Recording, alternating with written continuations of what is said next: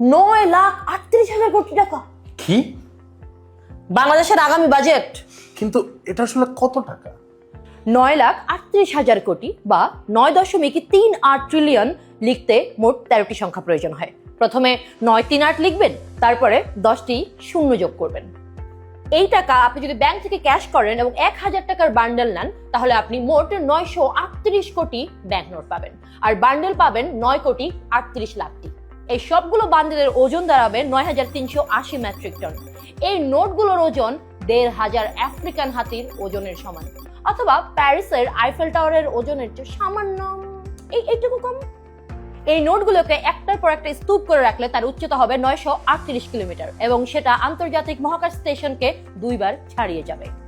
তার মানে এই স্তূপটা যদি আপনি কাট করে রাখেন এবং টেকনাফ থেকে রোডে সাজানো শুরু করেন, সেটা তেঁতুলিয়া পর্যন্ত চলে যেতে পারবেন এবং তারপরেও আপনার টাকা শেষ হবে না। অথবা আপনি যদি কাট করে না রাখেন, পাশাপাশি বিছানো শুরু করেন, তাহলে সেটা পৃথিবী থেকে চাঁদে আপনি 4 বার আপ ডাউন করতে পারবেন। এইবার আমেরিকা, মেক্সিকো আর কানাডাতে যে বিশ্বকাপ হচ্ছে, এইরকম 20টা বিশ্বকাপ আয়োজন করতে পারবে ফিফা এই টাকা দিয়ে। আর যদি সেটা নাও করে, সেটা যদি বাংলাদেশের এই 17,35,20,000 মানুষের মাঝখানে বন্টন করে দেয়, তাহলে আপনার ভাগে পড়বে, দাঁড়ান, 54,057 টাকা 17 পয়সা। রাহি, তোর বেতন কত? এটা তোমার পার্সোনাল বিষয়। ঠিক আছে, বলতে হবে না। ধরে নিলাম তোর বেতন 50,000 টাকা। বাংলাদেশের এই বাজেটের সমান টাকা আয় করতে তোর লাগবে, দাঁড়া,